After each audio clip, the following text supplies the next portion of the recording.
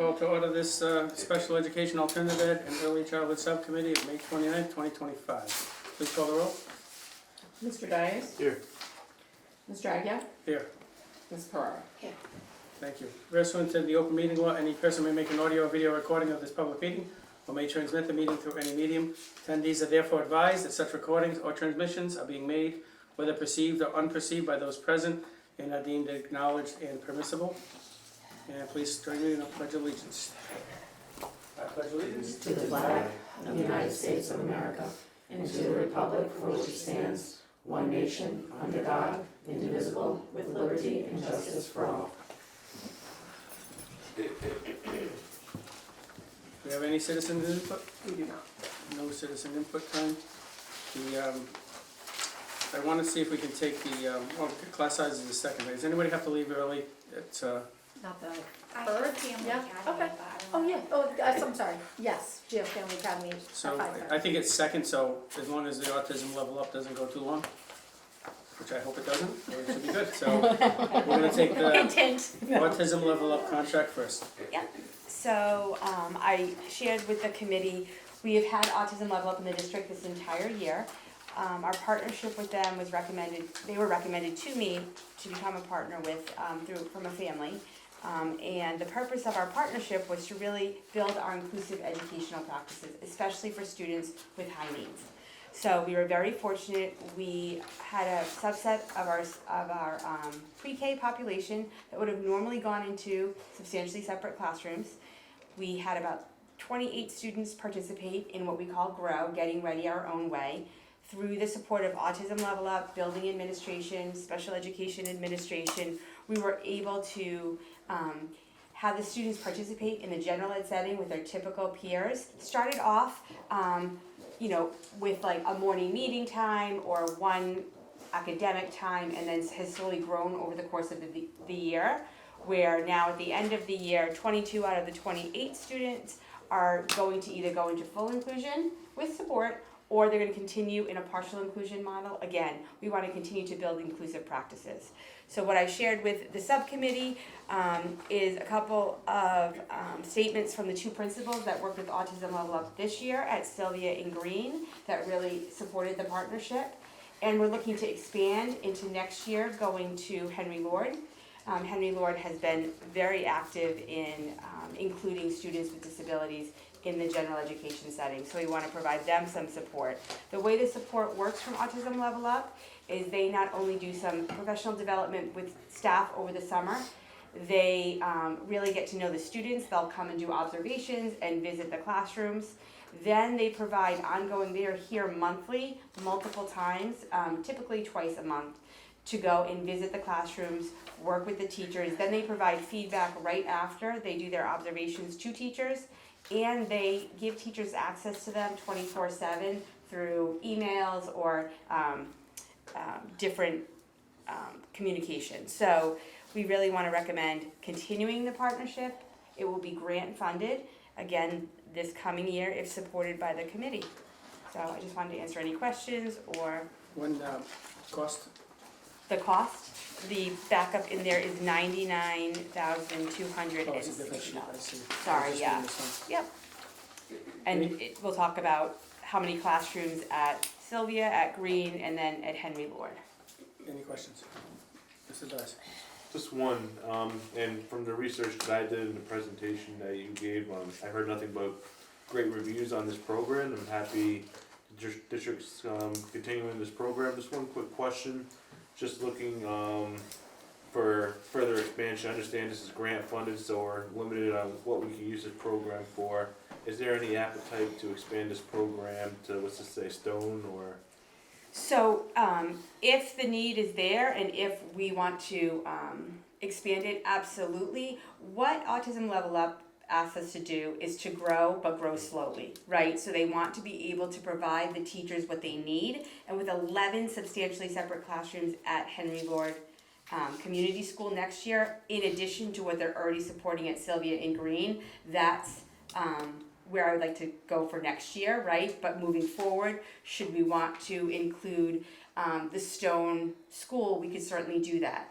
The Shown School though is all substantially separate classrooms, so they don't have the opportunity for inclusion. However, if there were kids transitioning out of Stone back into an inclusion setting, we certainly could utilize them in that way too. Sure, and this, last question I was going to ask, if there was ever an appetite to expand this to other, elementary schools or other schools across the district, and I'm just gonna say as one member, I'm open to even having this in the operating budget if the grant funding isn't there for other schools, if that's something you'd like to see in other, elementary schools or middle schools throughout the district, I'm open to that. But just sticking, to what we have right here, I'm in full support of it, so I'll make a motion to refer to full committee. Motion been made, seconded. Do you have any questions on that? No, just a comment. It's great that we're expanding this. I think it's, how many kids together you think are served?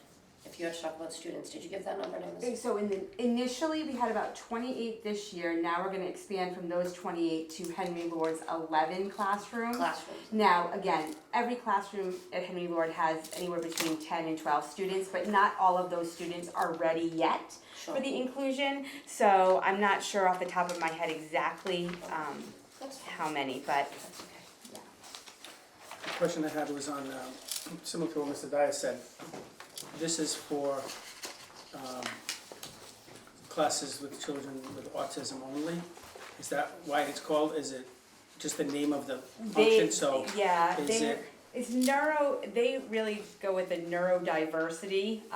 So they call themselves Autism Level Up, but they're willing to work with more students with complex needs. It doesn't have to be autism per se, but not just your typical learning disability students, right? But they've given us some feedback on kids with, dysregulation not related to necessarily autism, or communication needs not necessarily related to autism. So there's that whole piece of it. yeah, so my question was not so much on this. I think this is great. What are we doing across all of the classes in all of the schools? Like when I was reading this about how the kindergarten students would be integrated through morning meeting and various things for, with other classes. In my mind, I'm thinking, that already happens in all of the schools, so what is this? How is this different? Yes. And I don't know if it's not happening. Am I wrong to say that it's not happening? Like, so how are we including this theory across all schools? Yes, so this is our highest need kids who would have been in substantially separate classrooms. These are the students that would have had less opportunity, especially in the younger grades, like kindergarten, right, to go into inclusion. As kids get older, there's the one-offs right now, right? Like we're able to include students from substantially separate classrooms in a math class or in an ELA class or during unified arts like gym and art. But there's not been this move towards more inclusive education across the board. So when Autism Level Up, their partnership really looks at the students and the unique needs of the students. And as we're doing this assessment with Deb Harris and Bridge Every Gap, that partnership, that looks to provide teachers the professional development needed to be able to meet the needs of the students who are coming into their classroom. So I'm hoping to do twofold. Mr. Aguirre, if that answers your question, we are looking towards more inclusive opportunities across the board for all of our students. We're the most significant students, we're really needing guidance from some experts on, again, how to help them with regulation, how to help them with communication. These are kids that don't have typical language skills, so more complex needs. And when they go in this model at these two schools, Yep. what support services go with them? The paraprofessionals go with them. In the beginning, if not all the students can go, but in the end, like by the end of this year, both teachers, both special education teachers in the substantially separate classrooms are now going in and working on co-teaching with the general ed because all the kids are going there in some capacity. So the paras take a group into, say, 2 different classrooms. One para has one group, another para has another group, and the special education teacher will push into one or both of those classrooms, depending. They run small. I've been in the classrooms where they're running a small group with the students in our GROW program as well as the typical students in the classroom. Those Yep. types of things. I think it's great. I would ask that you, at some point, provide us with, other than these 2 schools, or whatever the other Sure. schools here, what is happening at all the other schools? Sure. Quick synopsis, similar to what you just said, Sure. because I do think that it should be just a way of us providing education seamlessly without an issue. But if we get a report that says, well, only these 4 schools have it, that's gonna be a problem. Yeah. Because every school has, if you have a substantially separate classroom, you should have inclusion opportunities for those kids. And I'm not sure that that's happening, and it's nobody's fault, it's just, if it's not, we need to Yeah. spend some money to either train those folks as well, or work with the next people. So, roll call, please. Mr. Agia? Yes, Mr. Geis? Yes. Ms. Pereira? Yes. okay, thank you. Next up, we have a discussion on class size across the district, and I just got something handed to us that said updated, This so, is corrected, but something else you have already is corrected version of it. I realized that it was one mistake. Can we get that? Yes, I have left it on the table. I'm just gonna put it over there, so, Madam Superintendent. Yeah, so, I think today what we're going to focus on, kind of thematically in terms of the fact that this is a subcommittee for special ed, alternative ed, is really taking a look at class sizes, with an eye on how our inclusive practices are impacting class sizes across the district. That has been biggest focus of our work this year, is really taking a look at the special ed inclusion numbers, the push-in numbers from those substantially separate classrooms, and then also the numbers from our multilingual learner program, and the number of students who are being mainstreamed and joining their more typical peers in those general classrooms. And so we're gonna focus there. So what you have in terms of the, I don't know what everyone has in front of them on top, but yeah, if we can take a look, I think, yeah. So this that Brian actually just updated is, gives kind of overall information in terms of enrollment, so that you can see what the numbers have looked like over time, since the 2022-2023 school year. It offers some of the overall numbers in terms of some of our subgroups, our ELL foundational students, and then the ELL transitional and dual language, so you can see what those numbers look like as part of the total number of students and all of those ELL trends. And then on the back side, you see all of the new registration trends as well as students with disabilities. So it offers the overall subgroup information, and we're taking a look at those numbers and how they've increased over the past few years. Point of clarification, when you say, students with disabilities, I see here, so students that are on an IEP, or I also see a number of students with, new English language services. For the new registration, I think this, Is that what Yeah, you're referring to? yep, Okay. new registrations, these are the trends, and so if we look at over the, January, February, March, April, May, you can see the number of students, percentages of students that we've enrolled over time, and what percentage fell into particular that's it. categories. Point of clarification, I think he was just wondering, because you had said students with disabilities, so he was looking at a particular column, but I think they're all, this is the total, they're just Right. all separated, so some have IEPs, some Yeah. are enrolled from out of country, some are English language learners. Yeah, a lot of kind of different groups of I don't know what students pre-reg means. whose needs Oh, they're impact pre-registered. general enrollment. Yep. So we can obviously see this, but Yeah. if your team's looked at this, Yeah, so can the somebody tell us other. a summary?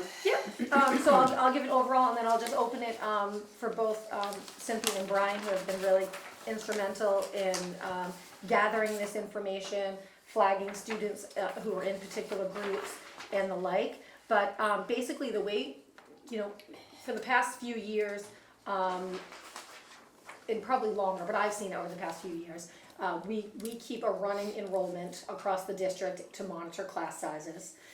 It's a system that's been improved over time, as we recognize, we start to recognize that we do have more and more students who push in from substantially separate classes, And we're able to plan for it better because knowing in advance how many students we can expect to do that, we can build class sizes around that so that we know that if a class looks like it only has 20 students in it, there might be 5 students pushing in from a substantial class, and we know now that that class actually has 25 students in it and not just 20. So these are kind of enhancements of more basic charts that we've used over the years. And now that we're able to, and we're purposefully flagging students who are in specific groups that we know are going to push in for part of the day, one period, part of the day, whatever it is, we're able to better track and better able to anticipate class sizes going into next year. So that's what we see here. So do you want to just give, I don't know, it might be helpful if we just take a look at a school, and maybe it's a school that is particularly challenging, and just kind of give an overview of what those numbers are telling us right now? Sure, and I should probably talk the projection or current projected. What we have are next school, so Yes, they are the projections. projections. Yep. Okay, yeah. So like, for example, let's go with Spencer Borden, right? So obviously I don't have next year's K numbers yet for Spencer, but like their first grade, their average class size is 23, which is really good, because that 23 also includes the partial inclusion students. However, when we get to second grade, they're gonna be at 28 average class size, again, because that also includes partial inclusion. The other grades are about the same, between 25, 27. So what we do is, when we have students that are in separate, we code, and they're being pushed in, we code them so that when we look at the classrooms, it's gonna count them in the regular class and then also in the separate, so that I don't go over that 28, so we can include. And the goal is to have a lot less than 28, so that there's room for those that eventually throughout the school year will then get pushed in. So we really want to build that capacity, so we have that space. Can you just stay on this, what we're looking at, the graph here, where do I find the 28? Where you said the class size would be 28 next year, am I missing something, or is like, No, Am I I just want not reading to it? say on this is like, Cindy has her version, I have a spreadsheet right there. Is slightly different than mine, because I had the schools do some updates today, for things that were missing from the news registrations and stuff like that, so mine may be slightly off. Like, cause I have basically on the same thing, on 25 for class size, aspects of Gordon. Biggest thing we have trouble doing, and one thing we've done better this year, better than any other year, is that Lori and people, team do things one way, Cindy's doing her thing, and I do my thing just based out of Aspen. We've all gotten on the same page this year, much more than ever before, so now we're all counting things sort of the same way, which is slightly not happening, to the level we want, probably in past years as we look back. So we're in constant contact now, we actually were meeting today over this, and we're getting much better. The hard part is that, when we say pushing in, there could be kids that are pushing in, there's also kids that are also getting ELL services, that, it's hard to classify a kid as, one thing, you attach it as one thing only. Some are counted in 2 or 3 different buckets, and so we're gonna be slightly off, but on some of these, but we're trying to get as close as possible to being perfect, and I think what Cindy has done is definitely on the right track, and our class sizes, she knows what schools are the hot grade levels at each school that we're trying to accommodate, make recommendations for, whether it's adding additional classes, moving classes, collapsing, whatever, so, So, to simplify that, an example of the special ed disconnect. So if a student is flagged as push-in, right, he now created a checkbox where the supervisor in Aspen will check off that box. So when I run my numbers, I'm gonna know that student is not only separate, but is being pushed in.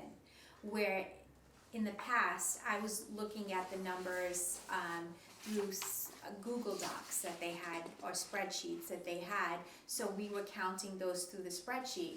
But if a student was pushed in on Monday and they didn't get into that spreadsheet till Friday, then so much could happen in that classroom. So my numbers would be off for like 5 days. And that's not a huge deal during the school year, but in the summer, you know, as that happens, you know, it becomes an issue.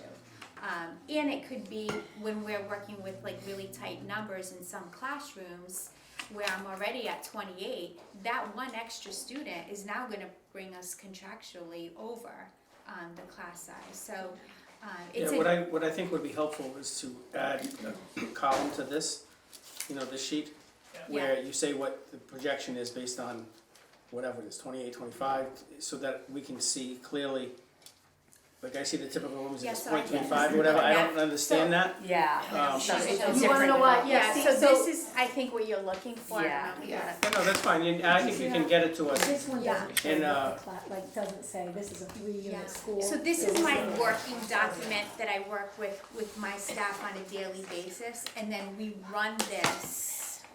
Yep, I think you're on the weekly. right track, and I think it sounds like we're getting Yeah. everybody on the same page, which is Yes. important. From the school committee perspective, we just need the top down, like, at Spencer Borden, all the classes are gonna be at 28.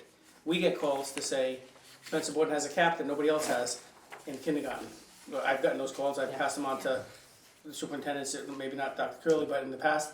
So is that, I don't know, if we don't know that number. So if I look across the district and we say, oh, Spencer Borden kindergartens are all capped at 23 because of some past unwritten protocol that somebody may pulled out of the sky, we would be able to go to it and say, no, this isn't the case. Yeah. Or, so I think what you have there would be great for the whole committee to get, Yeah, to see. and I think some of that, I would assume that some of that, it would have been based on the fact that, let's just say Spencer Borden is a school that historically would have a lot of kids pushing in. That, they might cap those at the beginning of the year, anticipating numbers of kids being pushed in. Then, if for some reason the classes, you know, how they're comprised or whatever, don't have that number, don't have a large number of kids pushing in, well then now they might still only have 23, 24 kids, while other classrooms in the district are up at 28. And that could happen at, say, like a Watson or a Westall, where they don't have any substantially separate classrooms. So theirs is just like a flat number. It's a 2-unit school. We're anticipating, you know, 50 to 56 students at each grade level. Those are really easy. We never have to account for it. Now, with the new system, every school we can look at the same way, because we can look at average class size and say, like, average class size is 25. That includes all of the students who are pushing in, and it's just coming out as a flat number the same way it does at Westall, Watson, Tansy, and schools like that.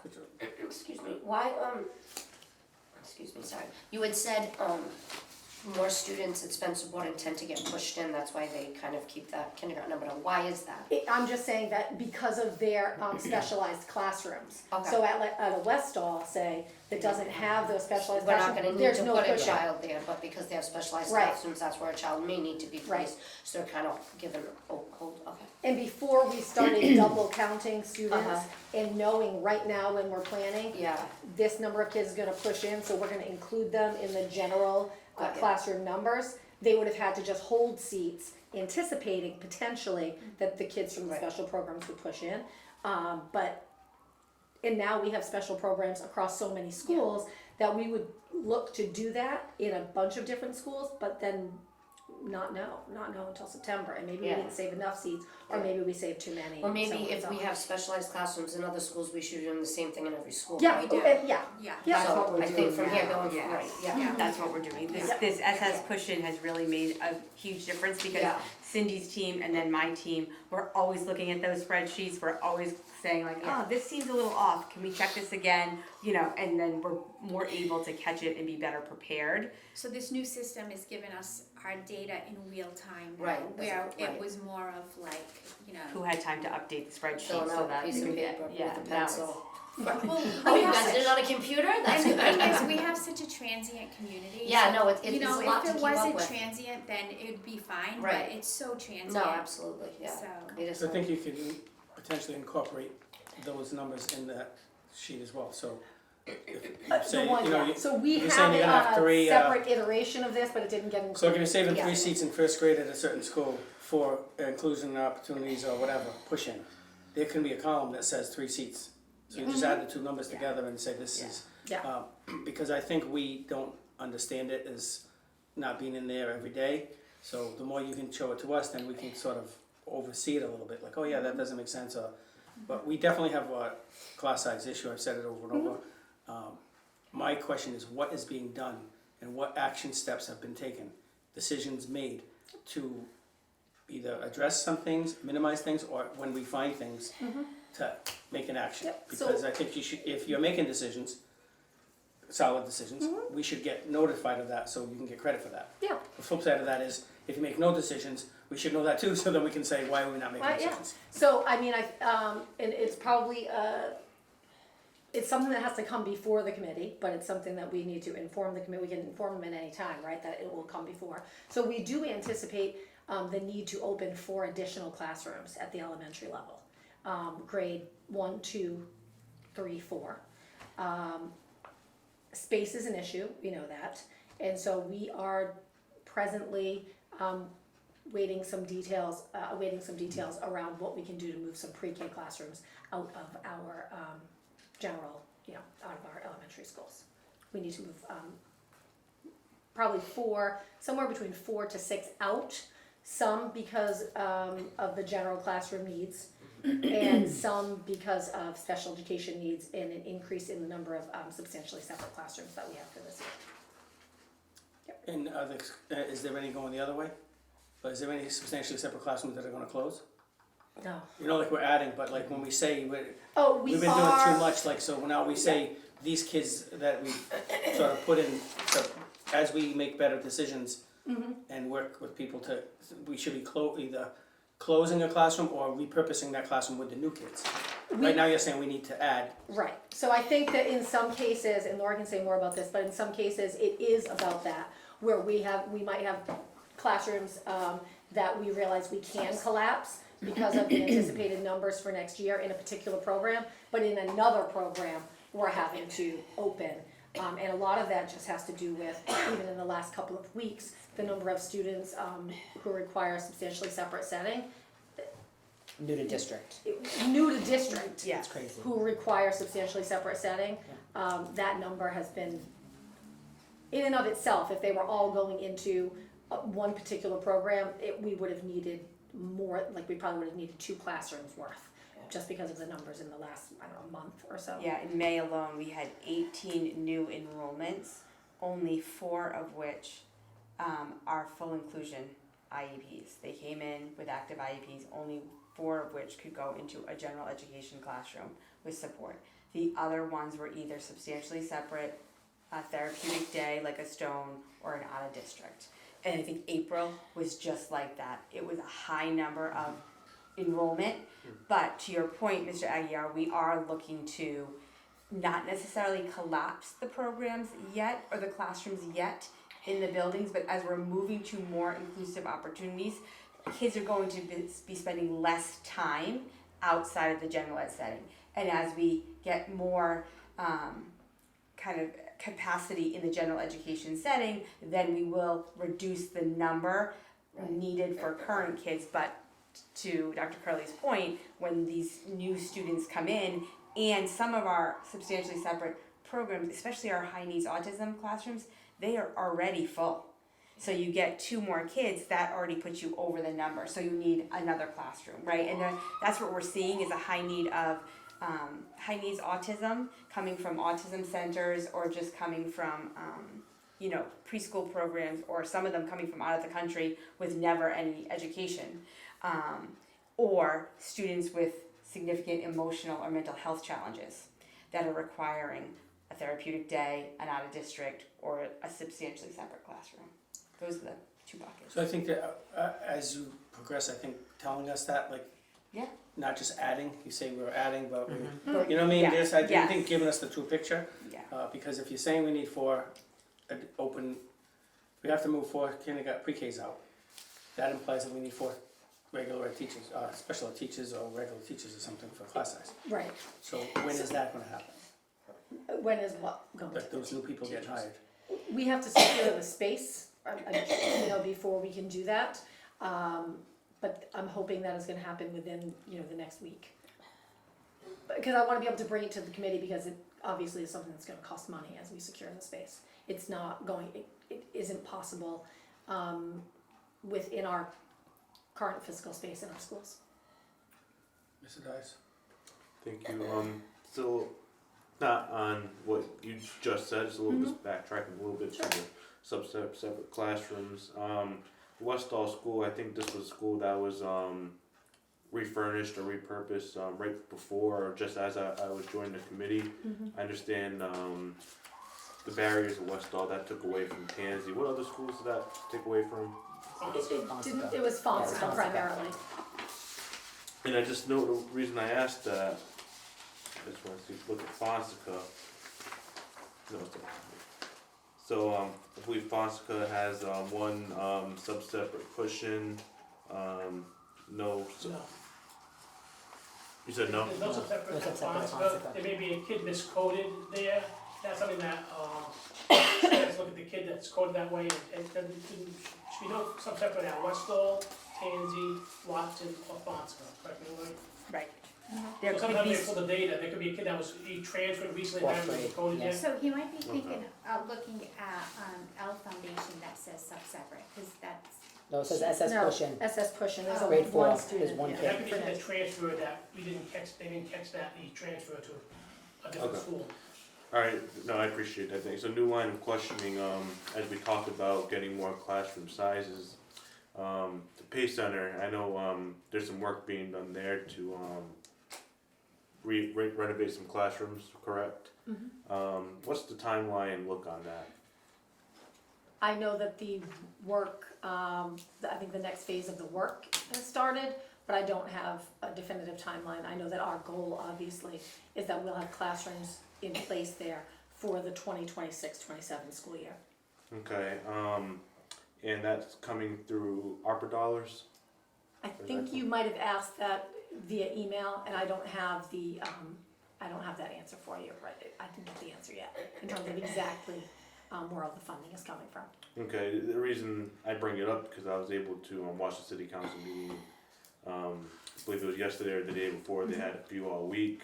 I understand the opera director made a comment in regards to work that's being done inside the Pay Center with ARPA dollars.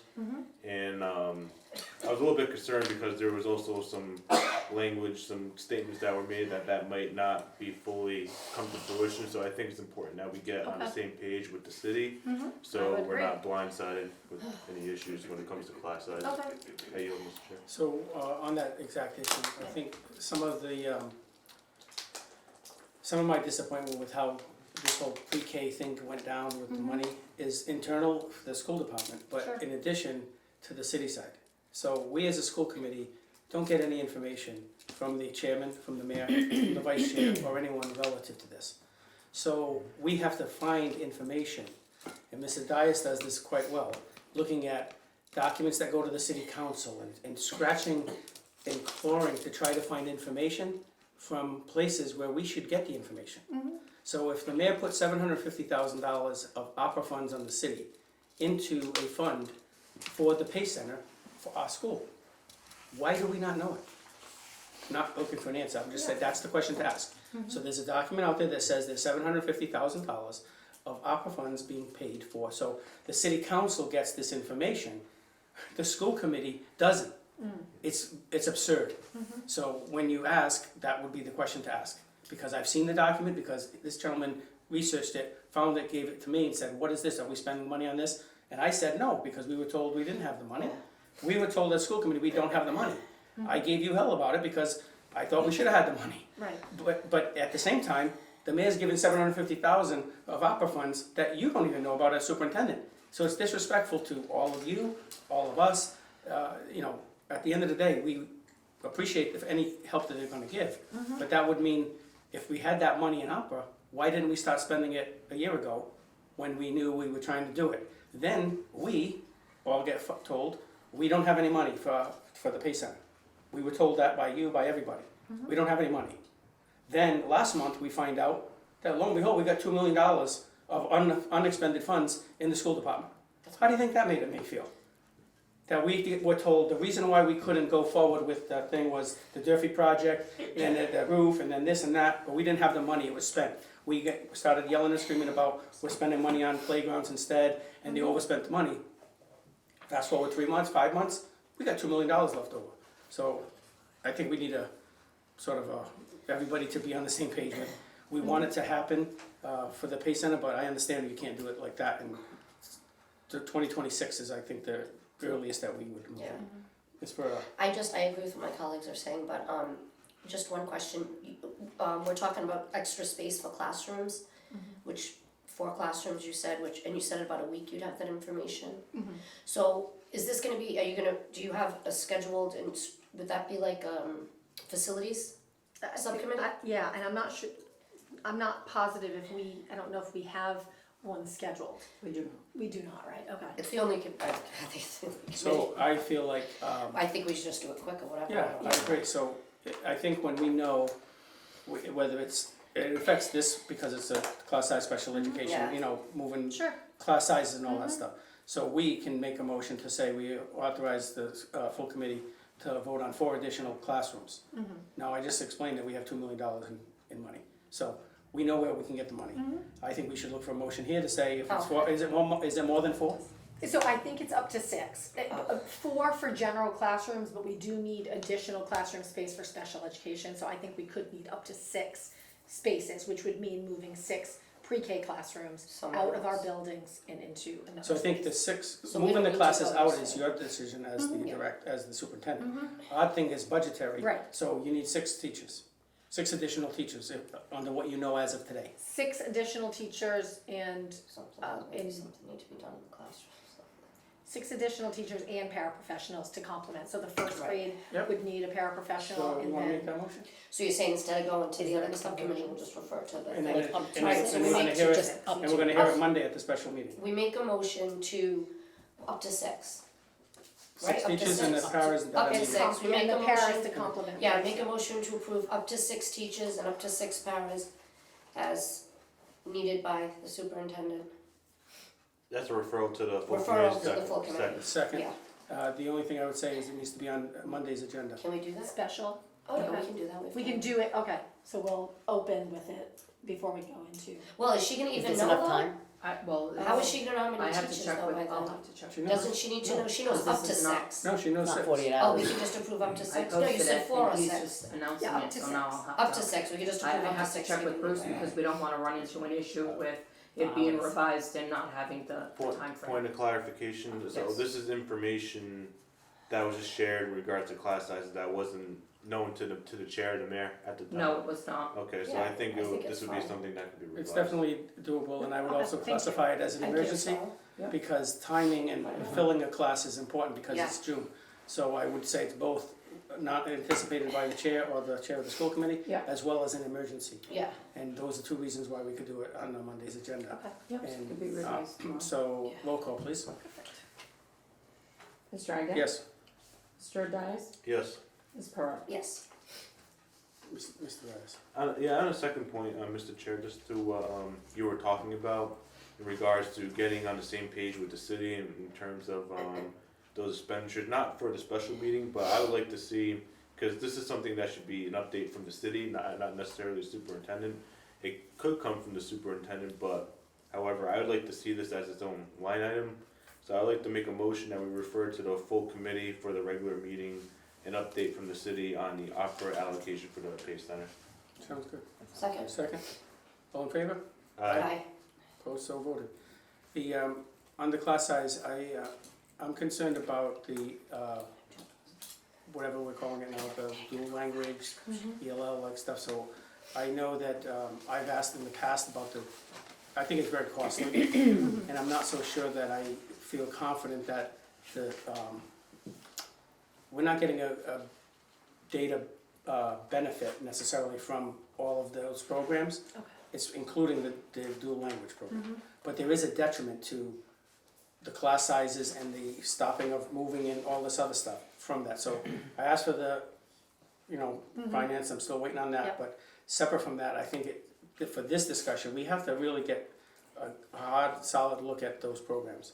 To see where are we going with them, what does the data show? If the data doesn't show that they're doing any better, staying in those programs that cost a fortune, we should be, just like inclusion of special education kids, look, I think we're creating a whole, a lot of money and programs and salaries and everything for short numbers of students. And then the 10,000 other kids, or whatever, 11,000, how are they benefiting from us spending all this money on a program that we don't even know? I'm just saying, in my opinion, I've heard plenty of stories of not success stories of the way we're doing things. So I think at some point we need to have a meeting at a subcommittee to say, what are we doing with this? Where are all the classes? Where's the class sizes? Because like dual language shouldn't have the lowest class sizes Right. in the thing, that's making even more costly. In the budget, we just paid on top of a $140,000 director, another $100,000 director to run this program with 100 kids. How can we justify to the rest of the district that we're doing all of this and it doesn't necessarily yield great results? So I don't need to, I'm just throwing it on the table. Sure. I think it should be either come up to the full committee or a subcommittee, whether it's this one or instruction. I don't We'll really. come through instructional subcommittee. I think the difficulty is that I don't know that anyone expected to reap the benefits initially. It is something that reaps benefit over time based on research that we can expect to reap benefits from a program like this one. I think that it definitely had a rough start in terms of marketing, recruiting students, families, helping people understand what it was all about. As the program's growing, it does feel like it's, this year, getting some traction, much more active in terms of participation that we've had with families and getting families in, communication with folks who are registering. We have more people registering, at this point than we have in the past, much more interest in the program. And I think that I credit that to people who are doing a lot more education around it and getting people to understand what this could possibly offer. We have, members of our school community who are looking to enroll their own students as they learn more about the value of it. So I understand, I completely understand what you're saying, that right now it doesn't look like we're reaping benefits. It looks like it costs more money to do it and that we're not getting anything for it. But we really do expect the program to pay dividends in many ways in terms of student achievement, as well as just really enhancing, the school environment and things like that. So we have work to do, I understand, in terms of I just think educating any all information. Yeah. You look at the Rivera School, the Rivera School is tough enrollment-wise. We're talking transportation. I think the dual language kids get transported, They do, so that's Sure. when you do a cost-benefit analysis, yeah. which is why I asked for that info, it's gonna tell us, do we really have the money? Like, it's a nice thing. The director said one time at a public meeting that, I might be wrong a little bit on this, of having some kind of foundational extra person is a luxury. It's not necessarily needed as part of the budget. And my answer to that was, well, dual language as a whole is a luxury and not necessarily something that we can offer everybody. Right. And is it really? So for that same reason, how are we gonna balancing this out? It's a cost benefit analysis. Sure. We're having so much more, we have students that have the needs, but is this the best way to do it? And are we getting a good bang for our buck? So I think anything you can give us on that.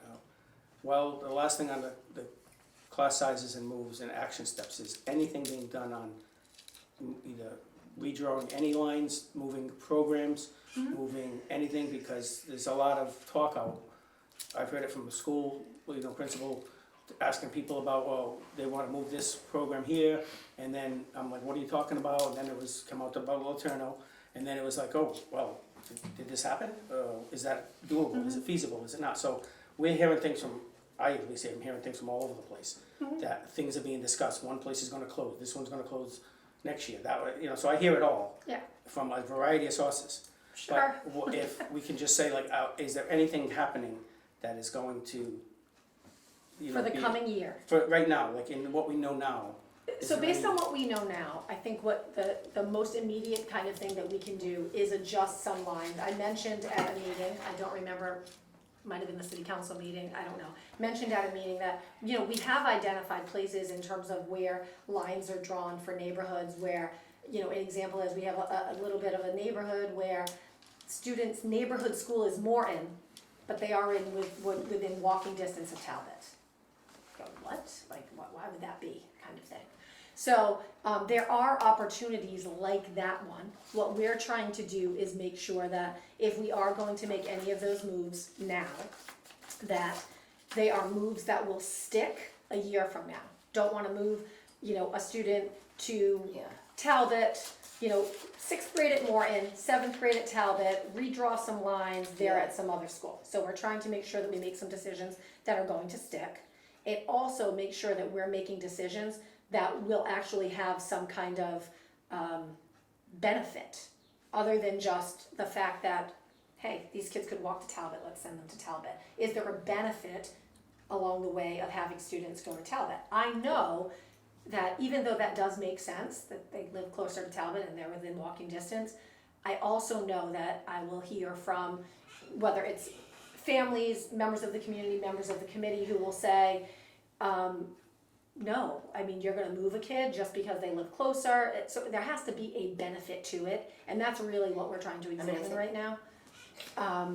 So that, you know, that's it. I mean, I think, and a lot of it, I'll be honest, a lot of it, there's a lot of second guessing, maybe I'll say, for me. Yeah. Because I think that when we were trying to do some, when we were trying to look at the benefit of, kind of changing the language for our transportation policy, there was this element, like, for the most part, like, no harm, no foul. We change some words, we maintain current practice. We don't change the words, we're transporting more kids. So, but like, we made a decision to transport more kids, so then I become very reluctant to make any even small tweaks, because if it impacts a single student or a single block of students, I would anticipate pushback. And so then it's not, let's not have the public argument for what would appear to be a short-term fix and save a little bit of money, because a year from now, we will make widespread changes and we'll be ready for that. Yeah, I because think that's those are two necessary. different scenarios, the middle school with transportation, the way it's done in middle school, you know, like, I think those two, I hear your point, but I Yeah. think they're totally two different things, Okay. but, Mr. Dias? Yeah, very quickly on redistricting, because it definitely affects class sizes in the district. And I know we're not a long way away, but we're in the beginning A stages. year It's away, like yeah. a year away, so I think it's important, just, I just wanna give my feedback as one member. If, so we don't avoid issues and, you know, chaos, or just, a lot of concerned parents in going a year from now, is maybe, I think it's really important that we engage with parents. I know you mentioned it at the city council meeting, engaging with parents, getting parent communication.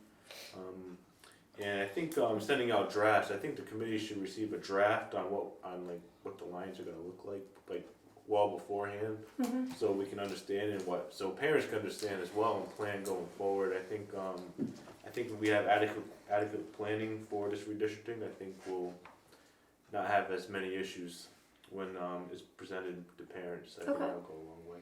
Fair enough, Ms. Pereira. So, you had said, you know, we need to make sure, obviously, I agree with you, you don't wanna make a change right now that's then gonna change again in a year, you wanna be thoughtful about it, but quick.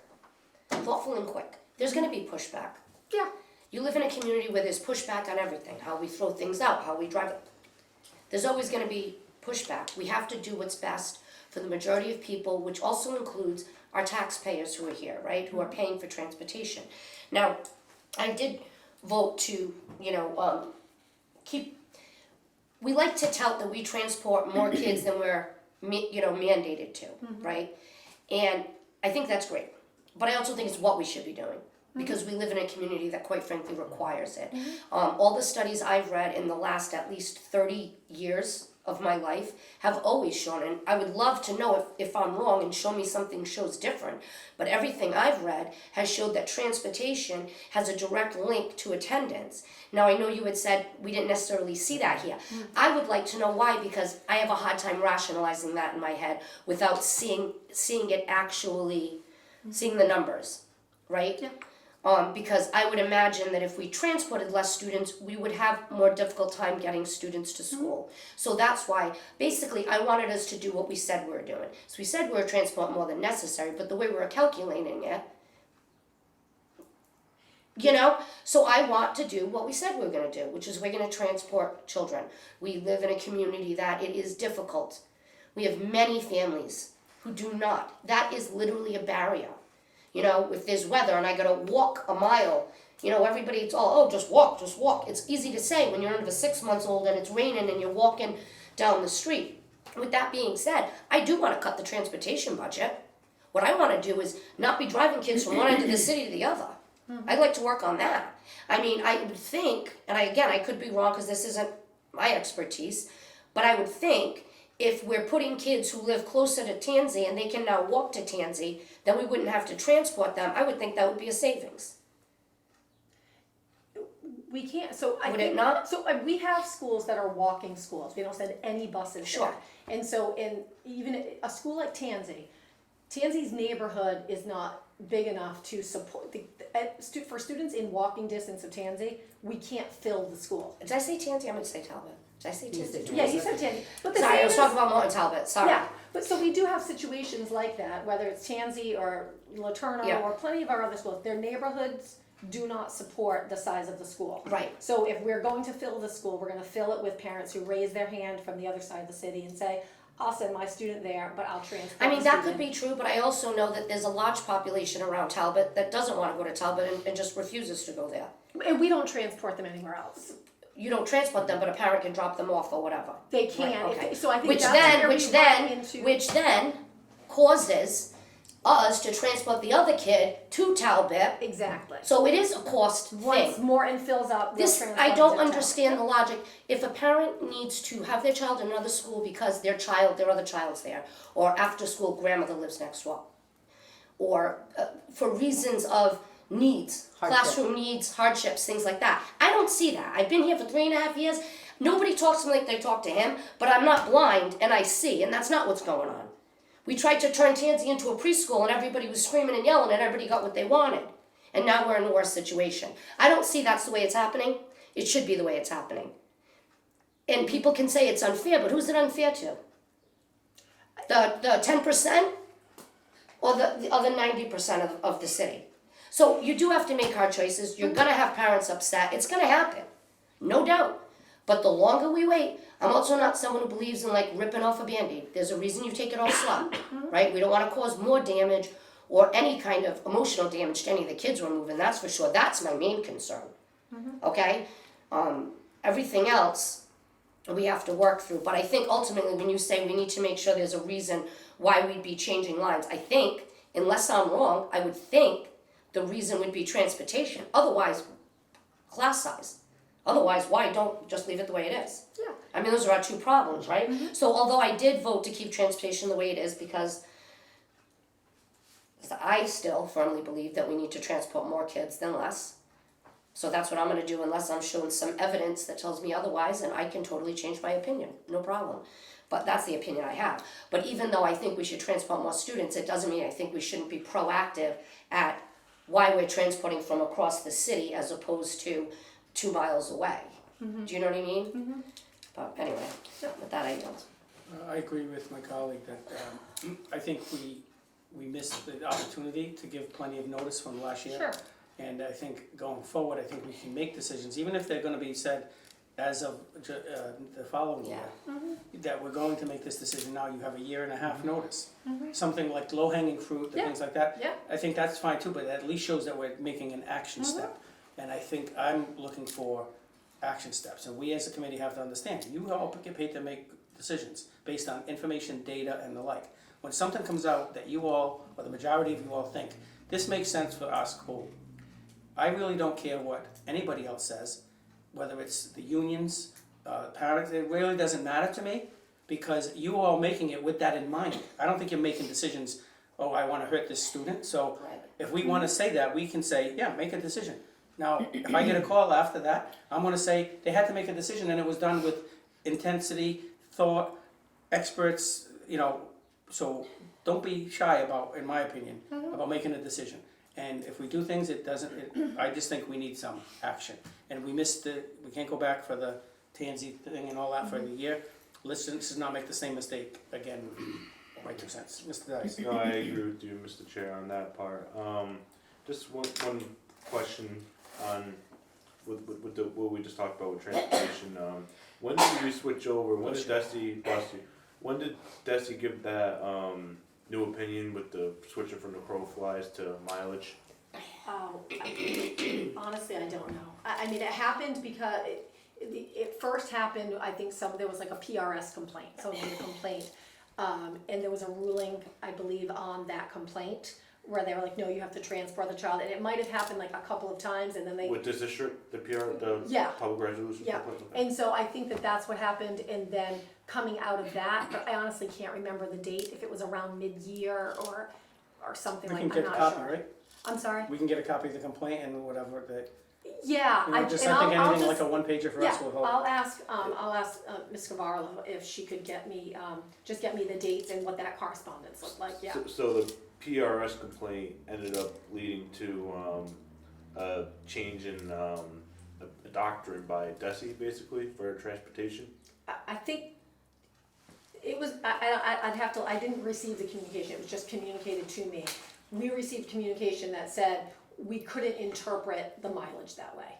Kids don't fly, you have to use walking Okay, distance. no, the reason I bring that's fine, the reason I'm bringing it up now, so as of right now, we're under the new doctrine of, walking distance, it's not the crow, we're no longer under the crow flies. We have not, we did not reach out to families and say, hey, new interpretation, we can start transporting you now. We did not increase transportation this year. We maintained the status quo with, whoever we offered transportation, whoever was eligible for transportation back in September has continued their transportation. If we reached out to people with DESI's new guidelines, we would offer transportation to the $750,000 that is going to Right. increase for that. It would have increased right now. To my knowledge, we have not done that. If parents, I think, have reached out, or I think we're working with those families, but we did not extend an invitation to additional families to ride buses. Bless you, but I think that's, that could be an issue, especially since there was a complaint and Desi made a ruling on that. So if they change the ruling that we can no longer go by the crow flies and we have to go per mileage, and that's what we're mandated to do right now, then there are plenty of more students out there that are eligible for transportation that don't know it. Am I Well, wrong? We've we never have- seen the document, but I would assume that when Desi did it, they didn't say it has to be immediate. So I think what they probably okay, did, okay. but the documents would show, but I would Yeah, assume and I I would will hope say that, no that it one didn't say said. immediately you gotta offer Right. them, because That would now be a mess. you guys are all out of compliance, we're out of compliance with Desi. They typically would say the corrective action is start the next school Right, year. yeah. Okay. So, I think, Okay. this is what I believe, again, I didn't see the thing, because, we're not violating any DESI regulations. You know what I mean, because we do transport more students than we have to legally, right? For that reason, there's no regulatory issue. There isn't the mandate. I believe what they've said is, if you're going to put it out there in this fashion, make sure that it matches what people's general understanding would be. And that was like a moving forward kind of thing. That's why we came to the committee to make a change for next year. But we're not breaking the law in any way, because we have, we are transporting more students than is required by law, yeah. Right, no, yeah, thank you for that, Yeah. and thank you for the clarification. I think, like Mr. Aguirre just said, if we receive that information just to clarify, and then so, but there's something that takes place next year, so, bless you. So over the summer, we're going to be sending out, notifications to, more students. Because we Yes, didn't change the I'll policy. be honest with you, how do we let people know they're eligible for transportation? Oh, that comes from the Transportation, I'd have to check to see how that is communicated. Yeah, I'd have to check on that. Right, and the reason I actually brought this up is because when we're going through redistricting, there's going to be more students now that are going to be eligible for transportation, so I think that's going to lessen the frustration on parents. I'm hoping, maybe I'm being too hopeful, but I think you're going to see less parents angry as if we voted to do what the administration wanted to with the policy originally. Now there's more parents that are going to be eligible for this, more students are gonna be eligible for transportation, so bottom line, I think we're gonna see less parents that are angry when we go through transportation. Maybe hopefully, I don't know, that's me being hopeful. So, how you, Mr. Chair? Thank you, we like you being hopeful. Yeah. We'll move on to the next item is the hybrid evolve program. Just want to say that I'm looking at this information and it seems pretty well put together and informative, but I don't necessarily think we need to address all of those issues today. If we could just stay more focused on the options for the hybrid piece. And I do think that we need to have a conversation at future meetings about alternative education as a whole, including evolve. So I don't want to get too far down that rabbit hole, but I was just reading some of this stuff and it was interesting, but it has nothing to do with the hybrid, if you know what I mean. Thank you. Sure, so, this year we were able to pilot a hybrid, pathway, we called it Flex, for 16 students in Evolve, and, of the 16 kids, we had, 6 that were students from Evolve the previous year who had dropped out. We re-engaged them. We had 3 students who we brought in from TECA that were new to district, and we also had 3 homeschool students that also were new to district, along with 3 other students that were current Evolve students that were really struggling with attendance. So out of those 16 students, we gave them different options in this Flex pathway that we piloted. One option is that it's asynchronous virtual, so they're off on their own completing our normal TLEs, our curriculum that's project-based and competency-based. They're completing that at home on their own with touch points daily with staff. That's one option. The other option was hybrid, so they were taking some courses in person, some courses virtual. Again, it was just our traditional curriculum, but adapted for a virtual modality. And then the third option was after dark, so we had 2 teachers and a special educator after school from 3 to 5, Monday through Thursday, also to provide support both in person and through Google Meets. So they had Google Meets going, for kids that were just checking in and stopping in for questions, and the kids in person. So those were the 3 pieces of our Flex option. It was revenue positive for the district, based on our enrollment, of about $210,000, we were calculating based on the average price per student. So we also had really great outcomes from that Flex pathway. 5 out of our 6 re-engaged dropouts are graduating this year. That's awesome. And again, we came up with this opportunity because we're like, oh, if only we had this option for Right. those kids, Yes. they would make it. Yep. So we're very fortunate, working with Dr. B. She was giving us a blessing to say, yeah, let's try to pilot this. And we were able to re-engage those students. So 12 out of the 16 are really having high success with credit accumulation. We have 4 that are still accumulating credits, but it's at a very slow rate. So overall, 3 of the students also who were going to drop out that were currently involved that we gave this an option, now those students are going to graduate as well. So we have 8 graduates out of the 16, which is really great. On average, they each earned about 15 credits by the end of term 3. And all of the students we had, they were current Evolve students, so it's not like we just took new students and put them in this pathway. They were students that we really had a relationship with. They were all the average age was 17 and a half, so they're a little older. And all of the students had some type of documented physical or mental health challenge, or they were working full-time and had already dropped out that we were re-engaging. So it was a very successful pathway, and right now, in order to move it forward, we're looking for the committee's blessing to refer this to the larger committee to see if this is something we can grow. It would require a student learning time waiver that we would submit with the Department of Ed. We were meeting with them just to get some information about what the student learning time waiver would entail and what the application is like. So we're looking to submit an application within the next few weeks, for a student learning time waiver. And we have a 3-year strategic growth plan that we came up with. We would hope to move to 50 students in a flex pathway for next year. I'm sorry, 50? 50, yep. So this year we have 16 kids, but we're doing that internally. So we're looking to onboard 50 students in the flex pathway for next year, growing to 75 and then 100 flex students. And the reason we have this is that we just have these students that we know are out there. Attendance is the biggest barrier. Yeah. They're working, they're older, we can get a lot of kids coming back into school. And also engage kids from TECA that we're losing. As you saw on this, there's a couple of slides about the data of the kids we're losing to homeschool and TECA. So this would be a really great opportunity to re-engage some of those kids in a way that the curriculum's project-based and competency-based, so it's a little different than what you would see in like an Edgenuity platform. So that's really our ask. Also, we found out today that we were just awarded $150,000 for a sustainability grant with Bar Foundation from Evolve. And that grant is gonna provide us some additional professional development, stipends for teachers to develop more competency-based TLE curriculum.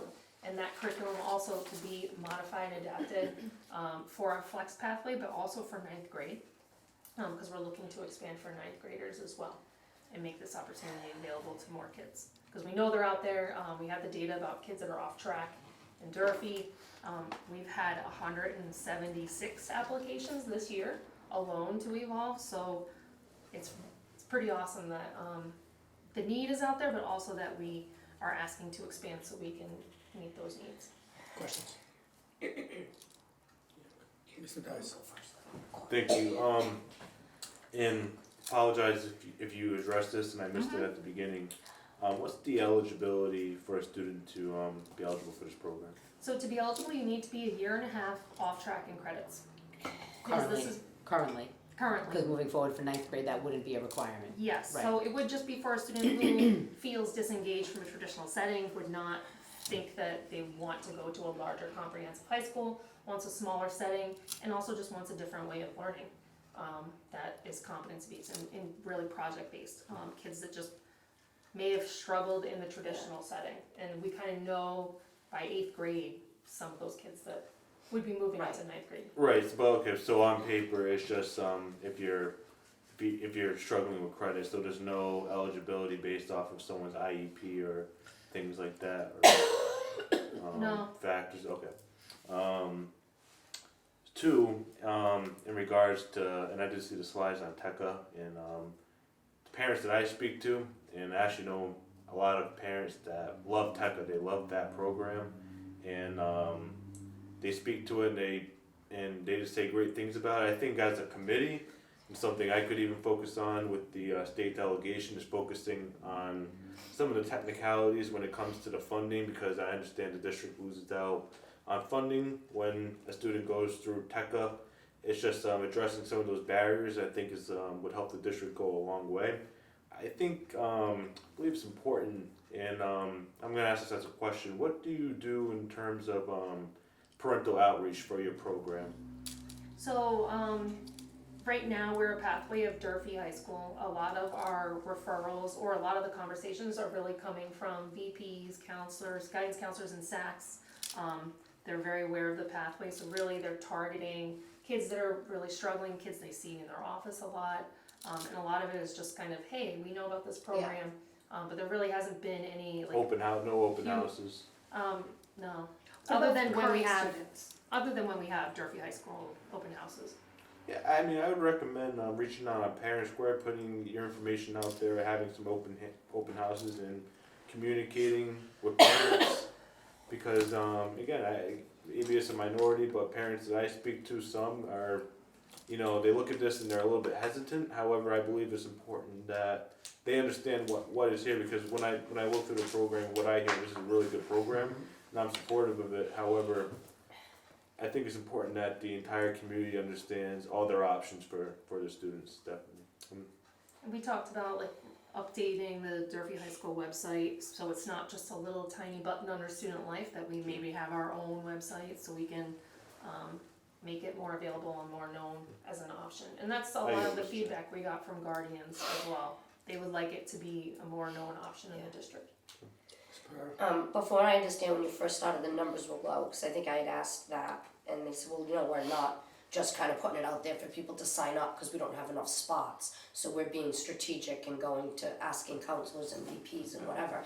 And I think you said something important, you said go where they want, which is fine, but really it's what they need, right? So even sometimes when you think about a kid with an IEP or, you know, learning challenges, doesn't necessarily mean that kid should be in the hybrid, right? It could be that that child actually is getting more benefit and showing up every day because they need that eye contact, that physical engagement, whatever it may be. So I think this is definitely like a need-based thing. I'm a huge fan. I was a fan when it started. I wish it could have been bigger then. I'm all for it. I think you're saving lives. This is like where lives are being saved. And I'm not saying that as a joke, or I don't even think I'm exaggerating. I've worked with way too many young adults who just went down the wrong path, and it changes the trajectory of your entire life. So it's so important. But anyway, that's all. I don't really have any questions. Yeah, space, I know space has always been an issue at Durfee. What is the plan to increase enrollment, and where is the space going to be? So right now we have 5 classrooms and we have 112 students. Of the 112, 16 are hybrid. So right now with a class size of 20 that we want to stay under, right now we have enough space. If we grow to be bigger, which we would love to do, because we know there's the need and the applications keep coming in, we would need to look at other space. And we were looking possibly at some of the space on the second floor, near the team room. I mean, space is just an issue district-wide, so, and we've had conversations about, hey, we would like more space. Can we explore those? Yeah, we have reached out to Bristol Community College, because that is a campus that does have space right now, because they have a number of students who are just Hybrid or whatever. hybrid, doing fully online.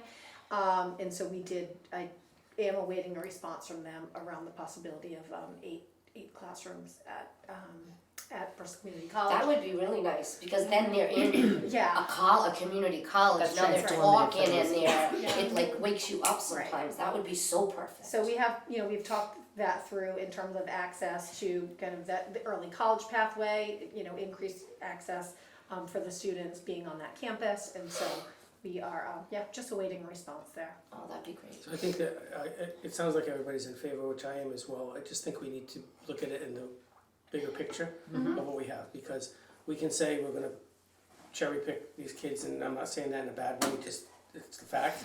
So what are we gonna do for the kids that don't necessarily choose this? Then, we've had the conversation about RPA, we're throwing a lot of different things in there, thinking it's gonna just change, and it's not gonna change, no matter what happens, until we do something drastically different.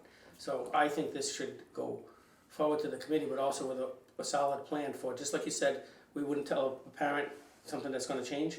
I don't wanna keep them at Durfee High School when you can't do the 150 kids. We need this option. This is better than Tecker, I'll say that right off the bat. Tecker is not the panacea that everybody says it is, I'll say it publicly. It's an alternative to just your kids go online and they don't have to go to school. There ain't no way that our staff isn't better than the staff at Tecker.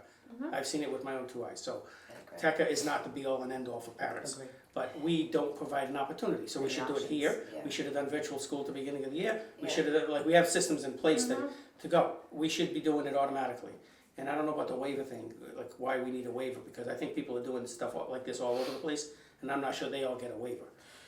So separate discussion, but I think that some schools just do things and get away with it, and other ones are gonna go and we're gonna beg for an approval. I do feel confident in this though, right? I completely do not disagree with you, but after navigating the last 2 years in my position specifically, we don't want anybody knocking on the door to say that we're not doing things by the book, because they will come to Fall River and they will knock on our doors. And so as we look at the seat time waiver pieces of it, we are directly in line to be able to put that proposal together and be successful in securing the proper permission so that no one comes in and rips it out underneath us because we didn't follow and play by the rules. But we are looking across the district at that discussion around the seat time waiver and really the alternative pathways, and making alternative pathways acceptable in this community. That this, alternative pathways are not to deplete Durfee High School, they're not to add to Durfee High School, it has nothing to do with Durfee, but how do we create options for kids that are gonna meet the wide range of needs as we continue to see the increased numbers at the secondary level specifically, and increased need for those alternative pathways. Because the traditional, as you know, 8 to 3 school day, be by the bell, doesn't work for all of our kids, especially as they get older and start to find non-success in those early high school aged years. I think, I agree with you, the Evolve program, how many kids in there have had felonies? Roughly, I mean, is any? Oh, yes, The charges, like, definitely, you yes, know. there are definitely been students who have felonies. And behavior issues, like when you look at to Mr. Dice's point about the entry, like what does it look like? If a student's been out 75% of the days, has been suspended, 27 times a year for, 8th and 9th grade, are they eligible? They are eligible, and Are actually, they there are there? several, yes, and there are several kids that have been already referred to RPA, and we've intervened and said, wait a minute, maybe they didn't know this was an option, have them apply, let's get them in, and those students are very successful. Dr. B can attest to several of those kids that were like in this process of appealing, going to RPA, and we're like, hey, we're here, come with us, and we're taking students that were referred, but they don't follow through with the referral, instead they're coming to Evolve. This is a very quick point of information on that point, and I don't know the answer. So when it comes to like our district policies or state law, and I don't know where Evolve is technically a part of the Fall River Public Schools. Is there any, what's the laws around students with violent felonies? And I'm not giving my opinion one way or another of where they should be. I'm just understanding what the law is on that. It is very clear, just so you know, across the state of Massachusetts, we are able to suspend students long-term if they are convicted with a felony. And so being able to remove students who demonstrate unsafe behavior happens at any of our schools, whether it is RPA, actually any of our schools, period. When those felonies are lifted and students are cleared of those charges, they are allowed to go back to the previous setting and or elect into a different setting if they are at a different place in their life. I guess the reason I made the point of information, so if a student has an active violent felony, are they eligible for this program? Active, Okay, that's where I thought you were. But that wouldn't be at any school. It's not just this Still. program, It's we any wouldn't have them in any of our schools necessarily. You could keep them out, you it's up to the superintendent, There based we- on if the kid is totally There's a dangerous. hearing. They'd have to make that determination, but this school is part of Durfee High School, which is part of the school, so they have to follow the same rules that everybody Right, does. where I was getting confused is because your line of questioning, I thought you were saying that there were students currently with active felonies. Not active. There have been Okay. students who have had felonies. Oh, that's what you're saying, Yes. okay. but I do Legal. think, just to add one point though, and I'm glad you brought it up in that manner, if a student has a felony, we will absolutely be able to support them in the flex pathway, because they're not physically coming on campus to be a As you risk to other should, kids, as right? you So should. with the flex pathway, we would not have to move kids out of the Evolve pathway, they just wouldn't be allowed to physically come in the building, it would all be through the virtual component of that pathway. So I feel like this does open up more opportunities for kids, that if they do find themselves in a sticky situation, charged with a felony, their educational program doesn't have to be disrupted if we have the flex pathway. Without the formal flex pathway, they wouldn't be allowed to come in the building. No, Does thank that you make for that. sense? No, Yeah, that's- yeah. thank you. And I would just say, I want to be really clear that we go through a hearing process. So when we're made aware that a student has some felony charges, there is a hearing at the school to make some kind of determination about the suspension. Parents have an opportunity to Yes. appeal that. We hear that here in this office. So there's a due process afforded all of the students. There is this element though, like there are felonies that a student could have a felony charge, but if they're not a detriment to the school, they might not be out long term. Do you know what I mean? You give me, I agree, I understand what you're saying, I would say agree something with like, you. I don't know, grand larceny is a felony, right? Over Yeah. $250. Yeah, that's a great example. We might So not. it's not dangerous. Not dangerous to the school, you know what I mean? there are The circumstances. law tells you it's not Non-violent. automatic just because you get a It's felony. not automatic. It's a second tier of, you also have to be a Yeah, I detriment and apologize dangerous. for that. not being Danger, clear. yeah. Yeah. Should be a violent crime. Right, and so it could Often be what we that, deal you know, we're talking about potentially some students who have felonies that did not mean they were like a detriment to the school environment or anything like that, or Yeah, dangerous. that makes plenty of sense. It could also be that there had been a felony charge and maybe a student has, I don't know, we could have students who are incarcerated and then come back to school Sure. kind of thing as well, but there's due process Right. involved. I think what gets, it feels a little different because you use words like application, right? Because there are more students who would like to be part of the program, and then there is this element of like, are you a good fit? We'll always keep having the conversation, and we have to make some moves around. What if someone doesn't want to be in the Evolve program full time? They're a Durfee student. I want to make sure that we give them access to those Yeah. same kinds of learning experiences. Maybe that kind of learning experience in a math class for Algebra 1 credit, could it happen through one of the TLEs? Do you have to be part of the Evolve program to have access to that kind of instruction? Those are the kinds of things on which we have to expand, because even a student might not just be a student to spend their entire day in that program, but we want them to have access to that kind of programming, so. That makes sense. It was just a point of information. I didn't No, I want get it. So I think that, I've been here for a while, and the history of Evolve was from the RPA. We've gotten many thousands of dollars of grants, you know. It basically is telling you, these are the ways that you would wanna educate children in an alternative type of fashion. Now, it's been shown that it's been successful. We also have the alternative school that has not been shown to have that same type of success. Other issues, whatever it is, how many kids go in, whatever. But if this model is working, I think we really should just look at taking this exact model and moving it down there and find us another place for the smaller number of people. Because what she just said would be most of those kids that are at that school, that are there because they need a smaller environment, more intimate thing, the TLEs instead of a community. If that is what is working for this kid or 250 off-track students at Durfee High School, I don't think we should wait till 3 years to get to 250. I say, take the 250, and if you have more, so be it, with the model, move it over there, take the kids that don't fit this model, for whatever reason, and then find a place for them. Because we have a building that can fit 300 kids, 400 kids, and we have 140 or 160 kids in it. So I think we need to put it on the agenda for the full meeting, because I think we could do this sooner than later. Motion. And I think that we need to look at it, because I don't wanna have anybody not apply and not get in when we know there's a need here. It doesn't need to be under Durfee High School. It really should have never, in my opinion, should have never automatically went there. So I think it should be a separate school where we say we're taking all the kids that wanna meet this criteria. And let's figure out the ones that are not being successful. That might mean we gotta take the middle school out of there and put them somewhere else. Like, there's 40 kids in the middle school, like whatever it is. It's not like we're talking major, you know, go back to the old ways where we had classrooms at other schools, at the middle school. So I think we should kind of look at it. Motion to refer the expansion of the hybrid Evolve program. a second. Second. Just had a Question. follow-up question. No, I'll be quick.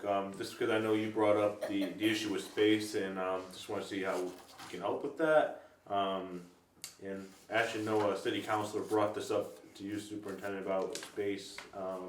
The Wiley School, or maybe it wasn't brought up, but I know it was brought It up. was at the city council meeting Okay. about how we were using. The Wiley School, is that? Well, can we get some sort of estimate how much that would be to refurbish and get some of those classrooms? I know it will cost millions. I mean, I've asked. Double digit I've ones. asked. Yeah, it is a How long lot. has that been since it's been open? It is a lot. It's a one I unit think my school. ex-husband was last. So there are only, to me, that means that I went there as a child, but I think there's 6 classrooms. There's a We- third floor that has like an We use that for maintenance currently, It is used for storage, used yes. for storage. And I Okay. do think a lot of things have been moved out of there. There's been some discussion around Shutting it the down. next step in terms of releasing it, yeah. Good, no, okay. Figured I'd try. Yeah. So, just very quickly, just because it was brought up on versus TECA, I don't have like an opinion either way, on which one. I'm just letting you know as what I hear from parents. And just lastly, as we're, discussing, the future of alternative education, and not gonna go into detail, but we have some decisions the committee has to make going forward coming up very soon at Monday's meeting.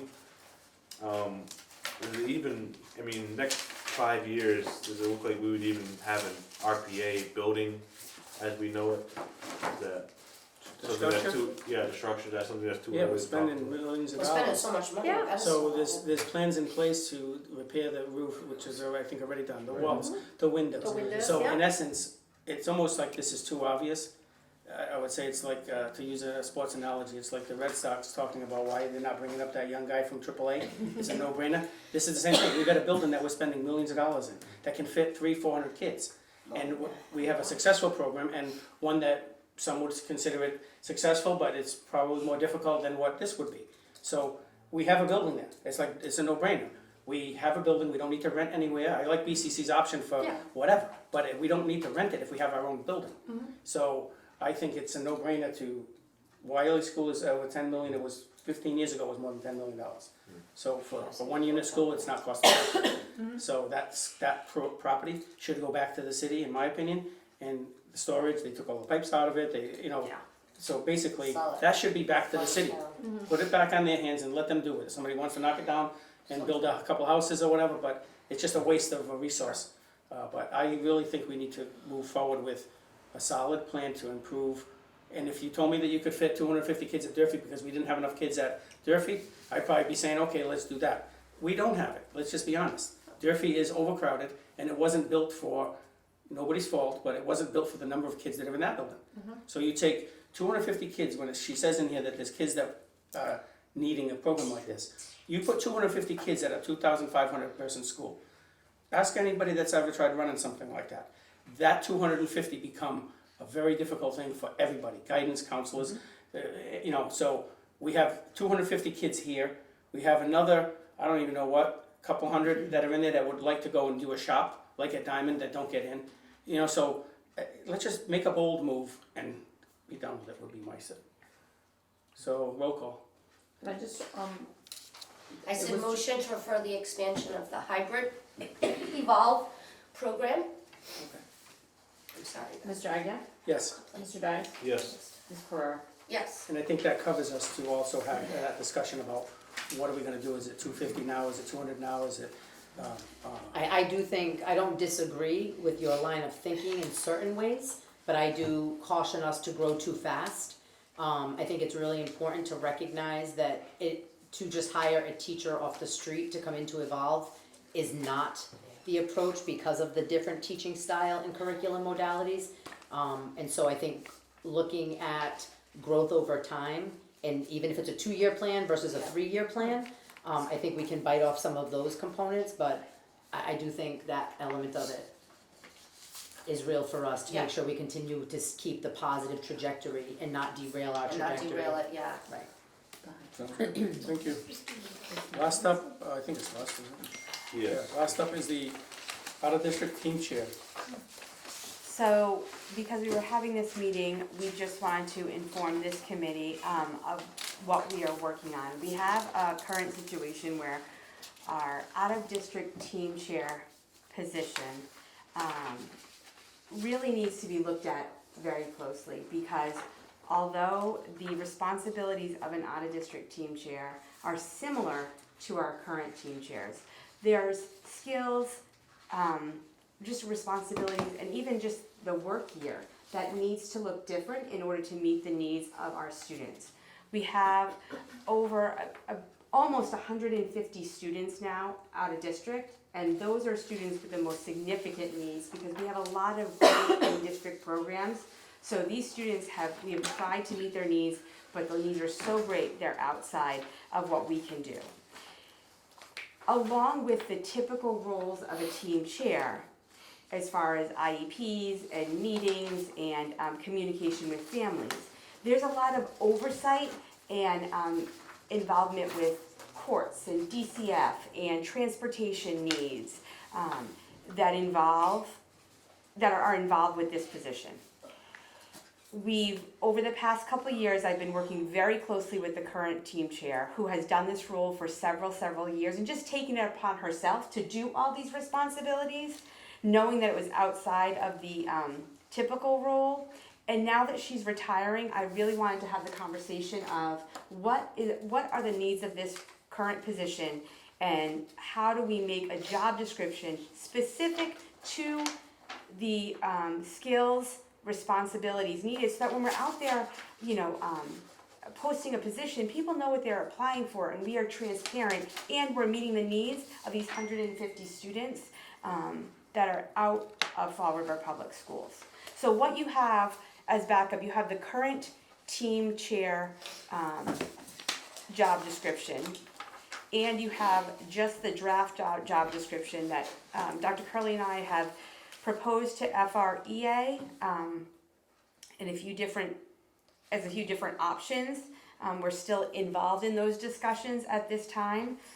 But because we're in hiring season, and because June 30th, when this person retires, I really want to be able to move forward when the description is ready and we're ready with the union to be able to bring it forward. So I wanted to bring it forward now for discussion. Questions? Sure. Nice. First a clarifying question. So this is the current. Everyone. This So is the draft. current out-of-district team chair falls under, there's nothing unique to her position that needed to be. So this is what it falls under. This is the And current this one. is the draft. and Just this is for the out-of-district team chair. The rest of the team chairs still operate under the old one. How has the reception been with the union? There's a lot of questions, Okay. a lot of concerns. Again, I think when someone does a role for a very long time and takes on a lot of additional responsibilities, it can feel like now this person is leaving and now we're making the changes. And that was never the intention. I have been offering her support for a couple of years. Again, she's great at what she does. She'd prefer to do it on her own. So That's this individual was safe to say she's taking on responsibilities outside of her responsibilities. That outlined in the current job description, Yes. I would say yes. And so you want to basically shift those into a new position. This is an existing position right now. I want Not a new position. I apologize. a new job description. Because this role is unique, and I want to make sure when people apply for it, they know what they're applying for, they know the expectations. We are very transparent because it involves a lot of moving pieces, but you have to have knowledge of out-of-district programming. You have to have knowledge of what it means when students are in DYS lockup and what they're entitled to. And what does it mean when, you have different school calendars and transportation, because they have different half days, and ESY that is spread across the state of Massachusetts and even into Rhode Island, really. So again, it needs to be in the summertime. Right now, she doesn't work any days in the summer, so if meeting happens, guess what? Fall River Public Schools doesn't have representation at those meetings. Would she be in a different? I mean, not she. I'm sorry. Yeah, Would this new individual, be placed in a different step? They're gonna be paid the same as the. The proposal was to either have some flexible days that they would work in the summer and be able to take off during the school year. That's not typical in FREA. That has been done in FRAA before. Or compensated for the additional days outside of the traditional team chair year.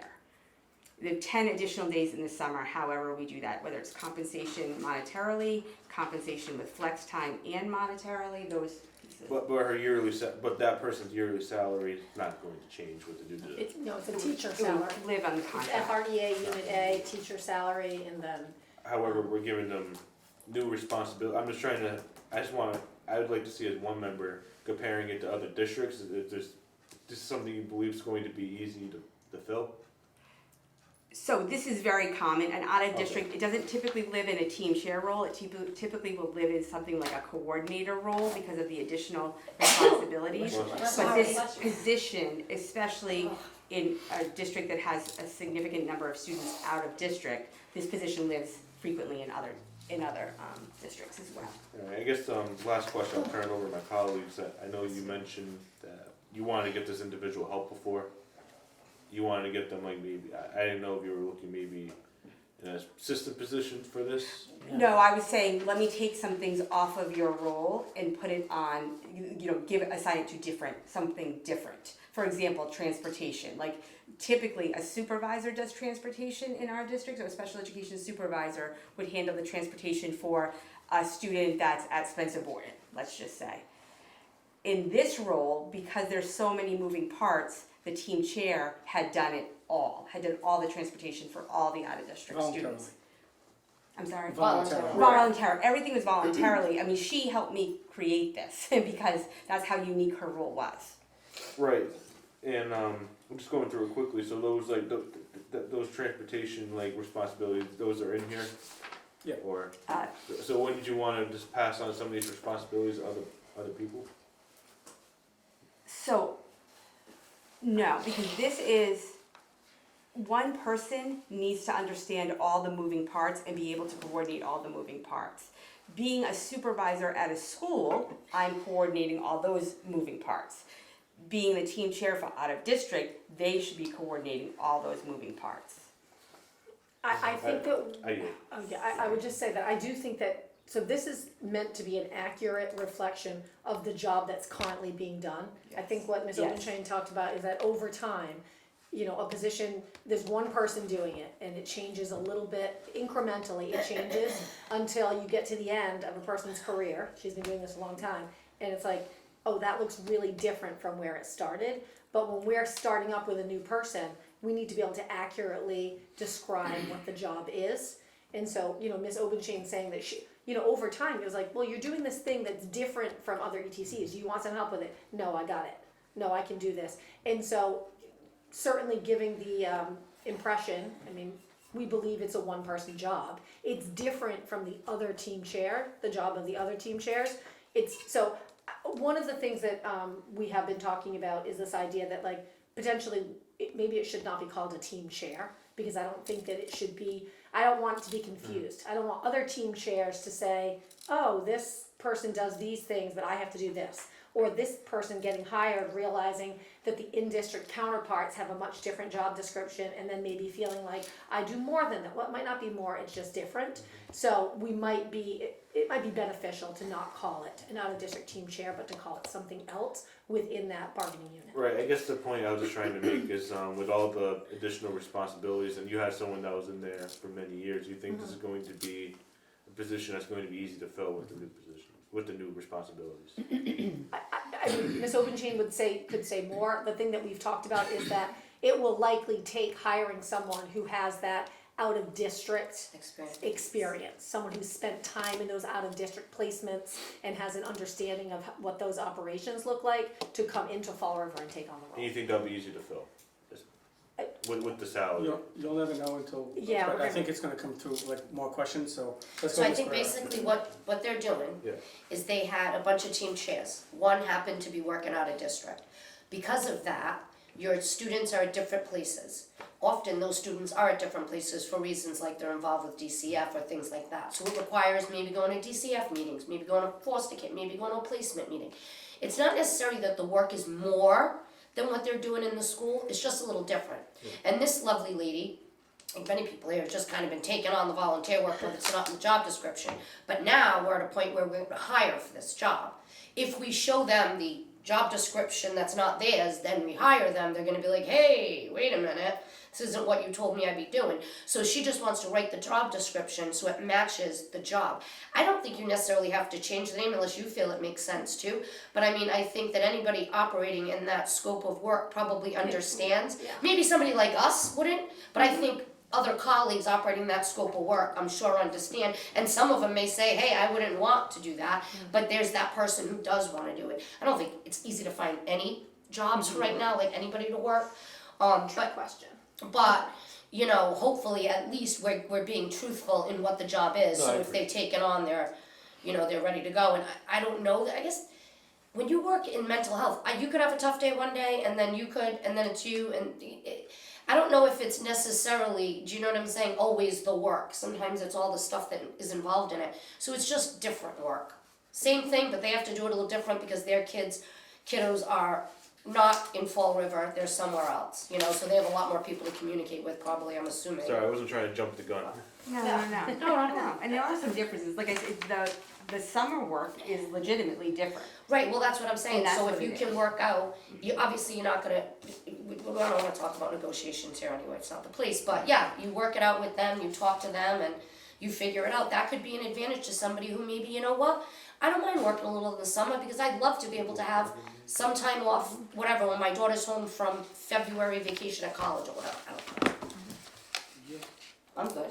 Did I make a motion? No, there's no motion. I just have a couple of questions. So I've been around a long time, so I know like the players and the positions and stuff. So I'm gonna date myself that we had a guy named Bob Mercer who worked in the district as the out-of-district coordinator, he was an administrator, and he administered out-of-district. So he took the pressure off of the assistant superintendent for special education, or special ed director back then.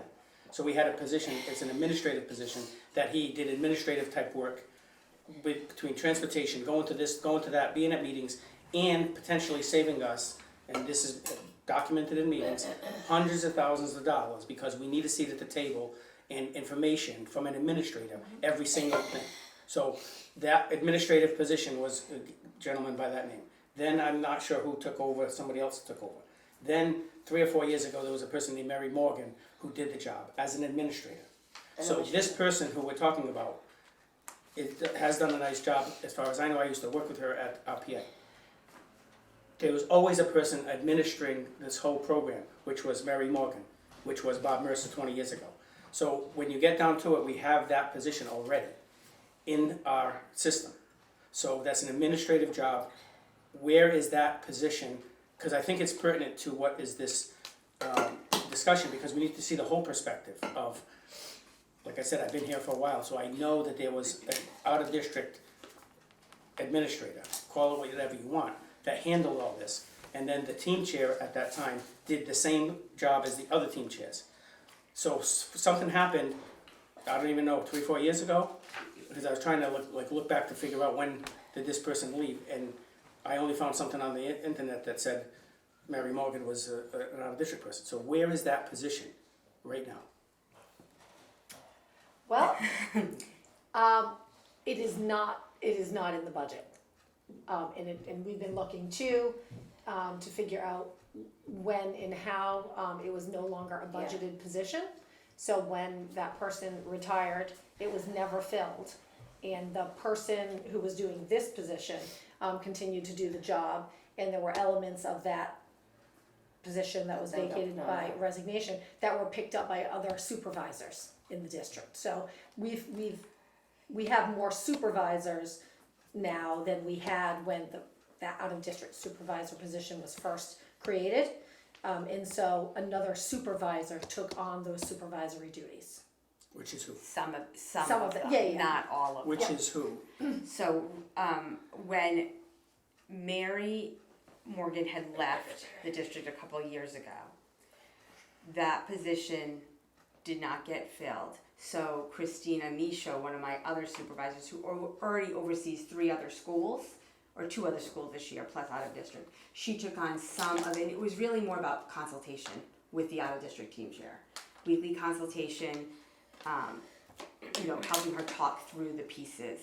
But the additional days in the summer that the FRA position used to do, or the attending the meetings, organizing the transportation piece, that's nothing that the current supervisor who supports this team chair, and that's what I would say is more of a supportive role than an administrator role over the team chair, does now. But it was an existing supervisor who just said, hey, I'd like to learn more about out of district. And so I would. But she's in the FREA. The supervisor's FRAA. FRAA. Yes. What was the position, I'm going back to Mr. Mercer. because that's- FRAA. But what is it? What is it called? Oh, it was an I out of think it was district out-of-district supervisor. I think it was just the predecessor to. But it gets paid more than the others? I think at the time when, I'm dating myself, but it was sort of, Mr. Mercer's position was, I think, at a different, I'm just trying to figure out with the union, like where that is. Yeah, So it was. what I would say is where, It It was So- 3A, Like a and director. supervisors so are what I'm 2D. looking for is, the job description for the, whatever that position was. I think it was called coordinator or something. Supervisor. It was something, but they had the word out of district in it. Yeah. Whereas the other ones just say sped supervisor. Yes. So what is it, I would look for, what is the job description call for that? Because to me, I'm looking at these two things. We have, how many team chairs? 8, 10, whatever, 13, 14? We have like 24. Whatever it is. So we currently have 24 positions as team chairs, all doing this job description, which should be revised because this is not accurate either. So the team chair, whatever this says, I don't even know if it says on here, but whenever this was, we could maybe find out when was the last time that the team chair job description was redone. I think that needs to be looked at in one. But we can't have 24 people, 23 of which use this job description. Everybody's paid the same thing, but this one's gonna get something different, no matter what it is, whether it's this or another thing. We don't have, to use an example of a school, we don't have teachers that are teaching, but at a certain school, they are also doing vice principal's duties. We don't have that. So I think we have to be very careful with, we had a FRAA position, we have an FREA position. We need to go back, and I'm assuming that Attorney Assad's been part of all of these conversations with. No, with the he union. knows that we're doing this, but hasn't, like, I've spoken to Mr. Michon, he has a copy of Has this, Attorney he's offered Assad some talked to feedback. anybody about this other than you No, with the union? So that's the first thing that I would do is, we are setting up a meeting. he so needs we to can be all involved in at it the because table. Yeah, he has the historical perspective like I, so the job description should see what it comes out as. I see this as an administrative position all day long, and it currently exists in a salary that the person works more days.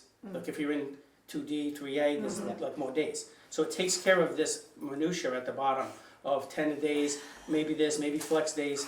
Try to administer that as the director. It doesn't make sense. So I think personally we should go by the administrator. When I look at the budget that we approved, it says in the budget, new position, out-of-district program coordinator, $100,000. Special ed, created through, I got my glasses right now, I'm just using them. So tiny. Created through elimination of teacher sped liaison. Robin Aruda, teacher sped liaison, 240 position eliminated. So in our budget that we already approved, it basically says that we're creating a position called out-of-district program coordinator. We all approved it. I'm of the belief that I think that position already exists, meaning that the job description exists. So I don't think it even needs to come back to us for the job description unless that job description doesn't do this. But I think that we already have it in here as out-of-district program coordinator. We shouldn't be changing it, in my opinion. And I think we should go by what we voted on and get more information from all those questions I just asked. Sure. We don't have to get them here, I don't expect you to have them here, but Attorney Assad needs to weigh in because we can't be picking one union over the other. I would say FRA, if I was the president of FRA, I'd be saying, where's that position? They fought like hell for the director of guidance thing that we had that debate over. We couldn't just say, oh, let's just make that a teacher, we had to go through the process. So FRAA needs a seat at the table to do it, but it really, this is basically filling, and I don't know when we didn't fill it all with the person who resigned, but basically, we've never been told we cut that position, as far as I can understand. I tried to look back. So basically, I think we should just leave it as what's in the budget and say out-of-district program coordinator is being created. It's right there in the budget. Then you find out the details and then you come back to us in 2 weeks and at the full meeting, if there's a job description change. But I think we should authorize them to go back and do their due diligence, but the intention being that we're doing what was in the budget, out-of-district program coordinator. Is that a motion? You would like that as a motion, Mr. I Chair? thought this was just, are they making a motion for anything, are they still discussing things? we brought it here for discussion, I think. I think we brought can it refer it for with some guidance and then give them an opportunity to come back, but I think we should give them some guidance based on the facts that are before us. If those facts now change over the next 2 weeks, when you come before us, you say, no, that position never existed, whatever, but I think we need to, as a subcommittee, give some guidance. And when I see that it's in the budget, that we all approved, already, well, I voted against it, but the committee approved, we should be doing what we said here and we showed the public. It's just an unfilled position. Sure. Yeah, so it's right here on whatever line of, I mean, I'd like to see you talk to the attorney and just make You sure wanna make a motion? everything's, well, you make the motion. Would you like the language to be specific? we're gonna proceed with the out-of-district program coordinator from the budget. Motion so made. Second? Second. Second, all in favor? I had, Wait, so one no, question. Read the motion again, Colin, sorry. It was, So just follow what's in the budget. In the budget, this is the budget line. So to It say, says you're we're basically adding an saying instead of out-of-district program hiring, coordinator. you're saying let's hire this instead of that. I'm just saying to do what's in the budget. So in the budget, it says we're gonna have a new position called out-of-district program coordinator. And it says in the budget that we all approve, says position eliminated of the team chair. So, sped liaison, whatever the terminology is. So at that point, we're just doing what we were told, what the public was shown, what the school committee was shown in the budget. It's Then gonna be they the can, same job description, you're just, I just want to be clear. Same job description, but you're saying instead of keeping the same title, we're removing that lead and we're putting this You might have- person in the administrative position, you was might I have in the just went bathroom? out, yeah, so basically what we talked about was there's an administrative position that's existing. No, I heard you, that's already existing in there, so So- what you're saying is just fill that position instead, because it's already in the Correct. budget. Fill the administrative out-of-district position instead of, or in, Just to do what's here, there, one of so them, we're not gonna hire another one for for the that. retiree that she's leaving, that's attrition. done. That's gone. Okay, I understand what you're And we're gonna use the saying. money to actually pay an Yeah, I got administrator to administer the program. Alright, second, Is Yep. this I something can that you revote. want to refer? yeah, we gotta refer. Yeah, it would refer, yeah, it would refer up to the full committee. Okay. And not then for we'll have Monday, a not for Monday, discussion. like The the ninth. regular meeting. Yeah.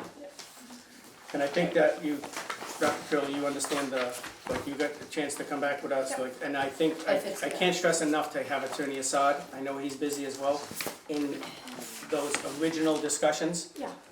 With the unions, because we shouldn't make any agreements or any, like, maneuvers without him being present, because a lot of times, and I'm not saying this under you, but this has happened, things start getting worked out that we think the union and you guys agree, then all of a sudden Attorney Assad comes in and says, I never knew anything about this. Okay. So, Yeah, that was, we haven't met. Yeah.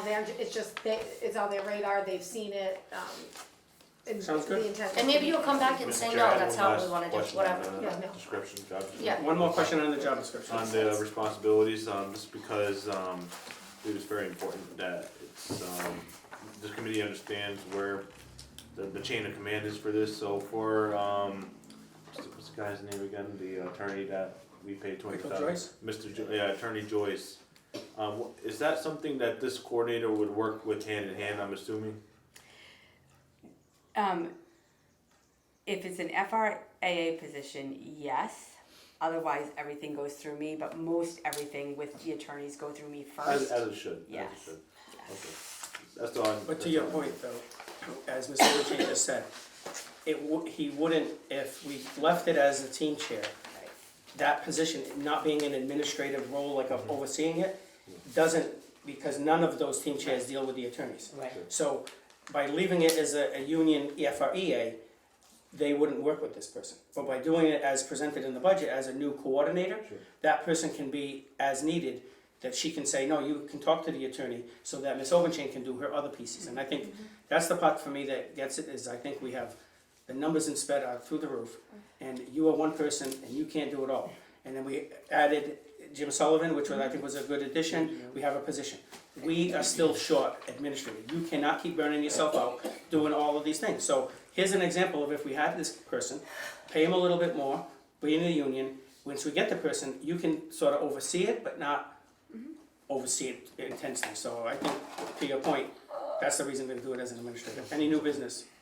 One question, Mr. Chair, I won't bring it up if this doesn't relate to this subcommittee, however, I brought an issue forward to the committee this morning and to the superintendent, regarding a school bus, and was that school bus, did it transport students, through special education, early education, or, alternative education or early childhood? I honestly don't know, which bus company it was, so I'm not sure who Okay. was What on the was the bus. question? What was the general?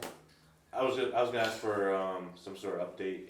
I don't have I a think- date yet on I it. think we should get an update on that. I didn't read the email yet, Sure.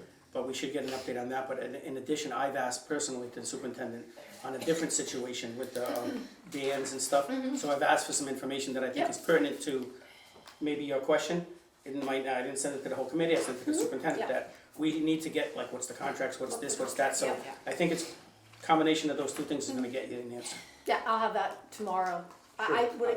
We asked for the video in terms Right. of that report, so we requested the video. I haven't seen it yet. But I'll be updating with the other pieces around the contract pieces in this week's update. Right, no, I think, just real quickly, I think it just begs the bigger question when it comes to, and we've received already a few different instances with school buses over the last few weeks and drivers. I think, just having a general overview on the accountability aspect and making sure students are being transported safely, I think is important. And that's not saying that the administration isn't doing that, it's just from the complaints Fair that enough. we've received, we received Fair some enough. sort of broader update. Any other questions? Nothing No. good? Thank you all for your Motion to professionalism, adjourn? thank you for your hard work. Wait, motion to adjourn? Motion to adjourn is seconded, all in favor? Aye. Opposed, so Thank you. voted. Thank you all, have a great Thank you. night.